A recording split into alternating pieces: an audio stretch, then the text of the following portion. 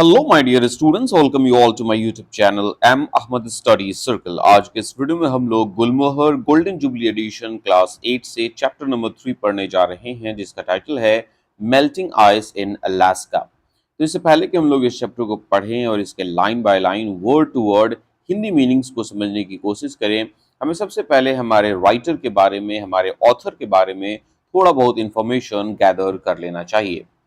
Craig Welch is an environment writer with national geographic. बताया गया है कि जो हमारे लेखक हैं जिनका नाम क्रेग वेल्च हैं, वो नेशनल ज्योग्राफिक में एक इन्वायरमेंट राइटर हैं। वो पर्यावरण के बारे में आर्टिकल्स और जर्नल्स लिखते हैं, जिसे नेशनल ज्योग्राफिक चैनल पे पब्लिश किया जाता है या उसको एक स्टोरी के फॉर्म में दिखाया जाता है। अ जर्नलिस्ट फॉर 2 decades, और हमारे जो राइटर हैं वो लगभग 20 वर्षों तक एक जर्नलिस्ट भी रह चुके हैं। His work has appeared in Smithsonian Magazine, Washington Post and Newsweek। और इनके जो आर्टिकल्स हैं, इनके जो न्यूज़ आर्टिकल्स हैं, वो कई सारे फेमस मैगजीन्स जैसे कि स्मिथसोनियन मैगजीन, वॉशिंगटन पोस्ट और न्यूज़ वीक जैसे अखबारों में पब्लिश किए जा चुके हैं। अब हम लोग बिफोर यू रीड सेक्शन को पहले देख लेते हैं, इसे कवर कर लेते हैं, फिर उसके बाद हम लोग स्टोरी की तरफ आगे बढ़ेंगे। Look at this picture of a polar bear and her cub. यहाँ पर एक पिक्चर दिया गया है। उस पिक्चर में आप देखेंगे, आपको यहाँ पर एक ध्रुवीय भालू, एक पोलर बेयर दिख रहा है और उसके साथ में उसका शावक, उसका एक बच्चा दिख रहा है। लेकिन अगर इसके आसपास, इसके चारों तरफ जरा सा और फोकस करके, थोड़ा सा और ध्यान से अगर आप देखें, तो आपको बर्फ के टुकड़े जो है वो बिखरे हुए दिखाई दे रहे हैं और वो पिघलते हुए दिख रहे हैं। तो इस पिक्चर को ध्यान में हमें रखना है और फिर हमें यहाँ पर कुछ टेक्स्ट दिए गए हैं, इसे पहले हम पढ़ लेते हैं। Global warming is the greatest threat to our planet and the biggest reason for climate change. बताया गया है कि हमारे इस ग्रह के लिए, हमारे इस धरती के लिए जो सबसे बड़ा थ्रेट है, जो सबसे बड़ा खतरा है, वो है ग्लोबल वार्मिंग, वैश्विक तापमान का बढ़ना। और यहाँ पर हमारे इस ग्रह पे, हमारे इस धरती पे जो पर्यावरण में बदलाव हो रहा है, जो जलवायु परिवर्तन हो रहा है, जो क्लाइमेट चेंज हो रहा है, उसके पीछे का जो सबसे बड़ा कारण है वो है वैश्विक तापमान का बढ़ना, ग्लोबल वार्मिंग का रैपिडली बढ़ना। Polar bears are in grave danger because of the loss of ice in Arctic regions due to global warming। तो ग्लोबल वार्मिंग की वजह से आर्कटिक क्षेत्र के जो बर्फ हैं वो काफी तेजी से पिघल रहे हैं और इसके वजह से ये जो पोलर बेयर्स हैं वो काफी संकट में आ गए हैं, मुसीबत में आ गए हैं, एक बहुत ही बड़े खतरे में आ गए हैं। क्योंकि अगर आर्कटिक रीजन से बर्फ सारे पिघल जाएंगे तो फिर इनसे इनका घर छिन जाएगा और ये जानवर जो हैं वो विलुप्त होने के कगार पे चले आएंगे। अब यहाँ पर आपसे एक बहुत ही इंपॉर्टेंट क्वेश्चन पूछा गया है। How do you feel if you lost your home? अगर आपसे आपका घर छिन जाए तो फिर आप कैसा महसूस करेंगे? Right one sentence. और इस चीज को बताने के लिए, अपने इमोशंस, अपने फीलिंग्स को बताने के लिए आपको एक सेंटेंस लिखना है। यदि आपसे आपका घर छिन जाए तो फिर आप कैसा महसूस करने वाले हैं? Okay, now let's begin with the story with para number 1। The Yupik village of about 380 people in the Ningling River near the Bering Sea has spent more than 2 decades preparing to move। बताया गया है कि bearing सी के पास निंगलिक river के किनारे पर बसा हुआ 380 लोगों का गांव यूपिक, तो यहाँ के जो 380 लोग हैं, इन्होंने लगभग 20 बरस बस इस चीज की तैयारी की है कि वो अपना ये घर छोड़कर कहीं और चले जाने वाले हैं, कहीं और शिफ्ट होने वाले हैं, कहीं और मूव होने वाले हैं। Thawing permafrost and erosion have increased flooding risks। देखो, thawing permafrost, ये दो नए वर्ड्स आए हैं, इनको हम पहले समझ लेते हैं, फिर उसके बाद एक्सप्लेनेशन की तरफ आगे बढ़ेंगे। देखो, थ्रोइंग का मतलब होता है the process of ice, snow और another frozen substance becoming liquid और soft as a result of warming up. Thawing एक प्रोसेस होता है जिसमें कोई भी जमी हुई चीज, जैसे कि बर्फ हो या ऐसा कोई भी सब्सटेंस, ऐसा कोई भी मैटर जो अपने सॉलिड स्टेट में हो, लेकिन गर्मी की वजह से, ताप की वजह से जब वो पिघलने लग जाए और अपने लिक्विड स्टेट में आ जाए, उसको हम लोग थ्रोइंग प्रोसेस कहते हैं। पिघलना आप सिंपल तरीके से समझ सकते हो। ओके, पर्माफ्रॉस्ट क्या होता है? a thick layer of soil under the surface that remains frozen throughout the year, occurring chiefly in polar regions. तो ये जो पर्माफ्रॉस्ट होता है वो जनरली ध्रुवीय क्षेत्रों में देखने को मिलता है। तो जमीन के सतह के नीचे मिट्टी का एक लेयर होता है, एक मोटा सा लेयर होता है और ये सालों साल जमा हुआ होता है, फ्रोजन स्टेट में होता है।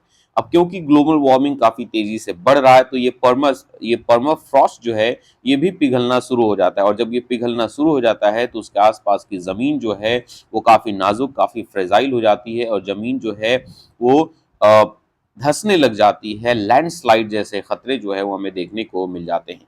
ओके, अब हम लोग वापस अपने पैराग्राफ पे आ जाते हैं। बताया गया है कि परमाफ्रॉस्ट के पिघलने से और इरोजन की वजह से, मिट्टी के कटाव की वजह से बाढ़ का रिस्क जो है, बाढ़ आने का खतरा जो है वो बढ़ गया है। And cause the land around their homes to crumble and sink. और ये जो यूपी गांव के लोग हैं, इनके आसपास इनके जो घरे हैं, इनके आसपास की जो जमीन है वो बहुत ही ज्यादा फ्रेजाइल हो गई है और वो क्रम्बल कर रही है, ढह रही है और नीचे की तरफ धस रही है। The community landfill has washed away.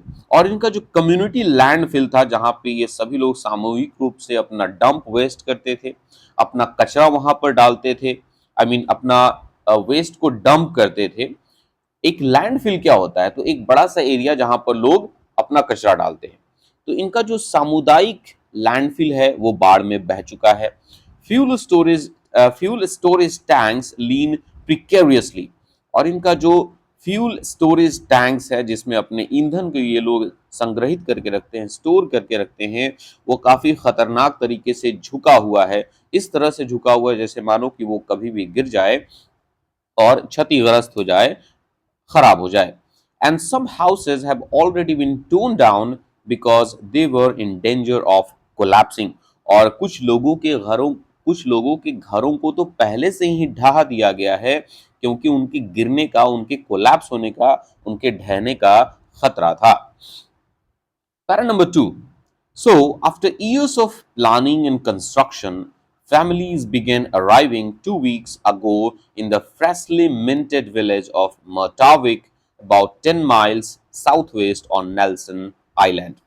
तो इस तरह से सालों साल के प्लानिंग और कंस्ट्रक्शन के बाद, कई सालों के योजना बनाने और निर्माण करने के बाद फाइनली 2 हफ्ते पहले से जो फैमिलीज हैं यूपिक विलेज के, वो अपने पुराने गांव को, अपने पुराने घरों को छोड़कर एक अभी अभी फ्रेशली मिंटेड, अभी अभी बने हुए गांव जिसका नाम मोटाविक है, वहां पर अब आने लगे हैं। और ये जो नया बना हुआ गांव है मोटाविक, वो नेल्सन आइलैंड पे लगभग 10 मील की दूरी पर साउथ ईस्ट में आपको देखने को मिल जाएगा। इसका लोकेशन यहाँ पर आपको काफी एग्जैक्टली प्रिसाइजली बताया गया है, 10 miles southeast on Nelson Island. During breaks in the high winds and heavy rains that lashed the Yukon Delta last week, 18 families made the move and began unpacking belongings in their newly built energy efficient homes. अब बताया गया है कि पिछले हफ्ते ही Yukon delta में तेज आंधी आई थी और भारी बारिश हुई थी और इसी बीच में लगभग 18 परिवार जो हैं वो अपना पुराना घर, अपना पुराना गांव छोड़कर अपने नए बने हुए घरों में, जिसमें इलेक्ट्रिसिटी है, एनर्जी एफिशिएंट होम्स है, इनका जो नया गांव है मोटाविक, वहां पर आने लगे हैं, वहां पर आ चुके हैं और ये अपने बिलोंगिंग्स, ये अपने सामानों को अनपैक कर रहे हैं। Para number 3. A few more families are expected to make the transition this week. और इस हफ्ते भी उम्मीद की जा रही है कि कुछ और परिवार, एक आध परिवार और जो है वो ट्रांजिट करने वाले हैं, मतलब अपना पुराना घर छोड़कर अपने नए गांव, अपने नए घरों में शिफ्ट होने वाले हैं, मूव करने वाले हैं। But it will probably take until at least 2023 before enough homes are built for everyone. लेकिन ऐसा हो कि यहाँ पर मटाविक में हर इंसान के लिए, लगभग सभी के लिए घर बन जाए, ऐसा होने में कम से कम शायद 2023 तक का समय तो लग ही जाएगा। मतलब यहाँ पर इससे पहले कि सभी के लिए घर बन जाए, 2023 आ ही जाने वाला है, ऐसा एक संभावना बताया गया है। Until then, the Murtawik, Newtok will operate from two locations separated by water। और तब तक इनके ये जो दोनों गांव है, मटाविक जो कि इनका नया गांव है, और न्यू टॉक जो कि इनका पुराना गांव है, जिसे छोड़कर ये लोग अपने नए गांव आ रहे हैं, ये दो अलग अलग लोकेशंस जो कि वाटर से सेपरेटेड है, वहां से उन्हें ऑपरेट किया जाएगा, वहां से उन्हें संचालित किया जाएगा। Para number 4। This month, a pioneering group of residents from the Alaska village of Newtok finally began settling into a brand new town।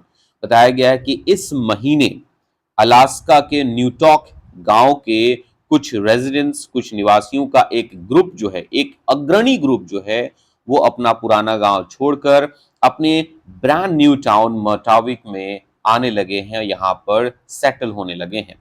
In the process, they have become some of North America's earliest climate change transplants। और इसी process में ये north America के उन कुछ लोगों में शामिल हो गए हैं जो कि क्लाइमेट चेंज की वजह से, जलवायु परिवर्तन की वजह से प्रतिस्थापित हुए हैं, एक जगह से छोड़कर दूसरे जगह विस्थापित हुए हैं। Para number 5। अब देखिए यहां पर लिखा गया है अ बिग थॉ। अब बिग थॉ का मतलब होता है एक बड़ी पिघलन, मतलब कोई ऐसी चीज है जो कि बड़ी मात्रा में पिघल रही है। Para number 5। For thousands of years until the early 20th century, the Yupik were seasonally nomadic hunters who moved between camps as they hunted seals, moose, and musk oxen and gathered berries and wild greens। बताया गया है कि लगभग हजारों वर्षों से, यहाँ तक कि 20वीं सदी के शुरुआत तक, जो यूपिक गांव के लोग थे वो एक सीजनली नोमैडिक हंटर थे, मतलब एक मौसमी खाना बदोश शिकारी थे जो कि शिविरों में आया जाया करते थे, कैंप्स के बीच मूव करते रहते थे, और ये लोग अलग अलग जानवरों का शिकार करते थे जैसे कि सील्स, मूज एंड मस्क ऑक्शन। मूज क्या होता है? A large deer found in north America. North America में पाया जाने वाला एक बड़ा सा हिरन, इसे हम मूज कहते हैं। मस्क ऑक्शन क्या होता है? A large animal of the cow family found in Arctic region. Arctic क्षेत्र में पाया जाने वाला गाय के फैमिली का ही एक बड़ा सा जानवर, जिसको हम लोग कस्तूरी बैल कह सकते हैं। और सील्स आपको पता है, सील्स जिसको हम लोग सी लायन कहते हैं, समुद्र में आपको देखने को मिल जाता है। तो ये सीजनली नोमैडिक हंटर हुआ करते थे यूपी गांव के निवासी लगभग हजारों वर्षों से। ठीक है, ये कैंप्स के बीच आया जाया करते थे और इन जानवरों का शिकार करते थे, और जंगल से जामुन और इस तरह के साग सब्जियों को, वाइल्ड ग्रीन्स को भी वो इकट्ठा करते थे। तो खाना बदोश की जिंदगी ये लोग गुजारते थे पहले। While this community still maintains a subsistence lifestyle, हालांकि ये समुदाय, हालांकि ये जो कम्युनिटी है, वो अभी भी सबसिस्टेंस लाइफस्टाइल को मेंटेन करते हैं। सो माय डियर फ्रेंड्स, ये सबसिस्टेंस लाइफस्टाइल होता क्या है? तो देखिए बताया गया है minimum food and shelter necessary to support life. देखो, जब आप बस चीजें इसलिए करते हो जिससे कि आप जिंदा रहें, जैसे कि हमारे यहाँ लोग कहते हैं ना कि कोई खाने के लिए जिंदा है और कोई जिंदा रहने के लिए खा रहा है। तो जो इंसान बस जिंदा रहने के लिए खा रहा है और बस अपनी जरूरत की चीजें ही उसे चाहिए, उसे हम सबसिस्टेंस लाइफस्टाइल कह सकते हैं। जब आप नेचर से चीजों को लेते हो और आप ज्यादा लग्जूरियस लाइफस्टाइल नहीं चाहते हो, इस तरह के लाइफ को हम सबसिस्टेंस लाइफस्टाइल कहते हैं, जब आप ज्यादातर प्रकृति पर डिपेंडेंट होते हो। They settled in new talk in 1949। तो ये भले ही खाना बदोश थे, लेकिन 1949 तक ये सभी लोग न्यू टॉक में सेटल हो गए थे। अब ये लोग मूव नहीं करते थे, ये खाना बदोश की जिंदगी नहीं गुजारते थे। Para number 6। Since then, as climate change has warmed the planet, it has started thawing the frozen ground that sits below the surface across 9 million square miles of the far north। तो बताया गया है कि तभी से, जैसे जैसे climate change ने, जलवायु परिवर्तन ने हमारे प्लैनेट को, हमारी धरती को गर्म कर दिया है, तभी से ये जो पर्माफ्रॉस्ट हैं जो कि सालों साल से जमे हुए होते थे, ये अब पिघलने लगे हैं। और सुदूर उत्तर के लगभग 90 लाख स्क्वायर मील के सतह के नीचे का जो पर्माफ्रॉस्ट है वो अब पिघलने लगे हैं। और इसकी वजह से बहुत सारी परेशानियां देखने को मिली है, जो कि आगे बताया गया है। That is causing roads, pipelines and building foundation to buckle while also releasing more greenhouse gases। और इसके वजह से रोड्स, पाइपलाइंस और यहाँ तक कि इमारतों की जो नींव है वो झुकने लगी है और इसके वजह से धंसने लगी है और इसके वजह से अधिक मात्रा में ग्रीन हाउस गैसेस भी रिलीज हो रहे हैं, which drives global temperature even higher. और जितना ज़्यादा ग्रीन हाउस गैसेस रिलीज होता है उसकी वजह से हमारा जो ग्लोबल टेम्परेचर है, जो वैश्विक तापमान है, वो तेज गति से आगे बढ़ता है, ऊपर चढ़ता है।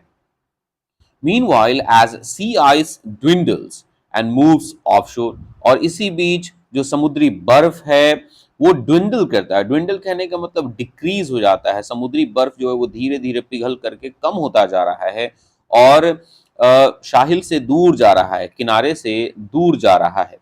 Storm surges are rushing up rivers, और नदियों में तूफान आ रहे हैं। नोइंग अवे एट बैंक्स, और नदियों के किनारों को वो अपने साथ बहा ले जा रही है, अपने साथ काट ले जा रही है। स्प्लैशिंग इनटू कम्युनिटीज, और यहाँ तक कि नदियों का पानी गांवों में, समुदायों में चला आ रहा है, फैल जा रहा है। Rising seas accelerate this erosion, और समुद्र का बढ़ता हुआ स्तर इस कटाव को, नदियों के इस कटाव को और तेज कर देता है, उसे और ज्यादा एक्सेलरेट कर देता है। आपको यहाँ पर एक पिक्चर दिखाया गया, आप देख पा रहे हैं कि यहाँ पे परमाफ्रॉस्ट जो है वो पिघल रहा है। नीचे क्या लिखा है, थ्रोइंग परमाफ्रॉस्ट इन अलास्का। अलास्का में ये परमाफ्रॉस्ट ग्लोबल वार्मिंग की तरह कैसे पिघल रहा है और इसकी वजह से कितना खतरा देखने को मिल रहा है, हमने ऊपर डिस्कस कर लिया है। Para number 7, as a result, New Talk residents have watched for years enormous chunks of the once stable soil crumble into the Ningling, bringing the waters ever closer to homes, sometimes as much as 83 feet per year। अब इसके परिणाम स्वरूप permafrost के पिघलने के परिणाम स्वरूप होता क्या है, न्यूटॉक के निवासी जिन्होंने वर्षों वर्षों से, सालों सालों से देखा है कि वो कैसे वो बड़े बड़े मिट्टी के टुकड़े जो कि एक समय स्थिर हुआ करते थे, स्टेबल हुआ करते थे, अब वो धस रही हैं, कट रही हैं और निंगलिक नदी में जा गिर रही हैं। और इसके वजह से जो नदी का पानी है वो उनके घरों के पास आ जाता है और कभी कभी तो साल में लगभग नदी का पानी 83 फीट तक उनके घरों के पास आ जाता है। Floods frequently leave house holds isolated, और जब बाढ़ आता है तो अक्सर उनके घरों को अलग थलग कर देता है। One study in the early 2000s showed that vast sections of the town could become part of the river as early as 2027। और 2000 के दशक में, मतलब 2000 के दशक के शुरुआत में एक अध्ययन किया गया, एक स्टडी किया गया, और उस स्टडी में हमें ये पता चला कि 2027 के आते आते, 2027 के आते आते शहर का अधिकतर हिस्सा जो है वो नदी में समा जाएगा, नदी का हिस्सा बन जाएगा। तो माय डियर फ्रेंड्स, हम लोग इस चैप्टर को इस वीडियो में यहीं तक रहने देते हैं और इसके बाद पार्ट 2 वाले वीडियो में हम लोग इस चैप्टर के पैरा नंबर 8 से पढ़ना और समझना शुरू करेंगे। तो यहाँ तक का एक्सप्लेनेशन आपको कैसा लगा, आप लोग मुझे नीचे कमेंट सेक्शन में ज़रूर बताइएगा। वीडियो अच्छा लगा होगा तो वीडियो को लाइक कीजिएगा और अगर आप चैनल पर नए होंगे तो चैनल को सब्सक्राइब कीजिएगा। मिलते हैं पार्ट 2 में, तब तक के लिए टेक केयर, बाय बाय।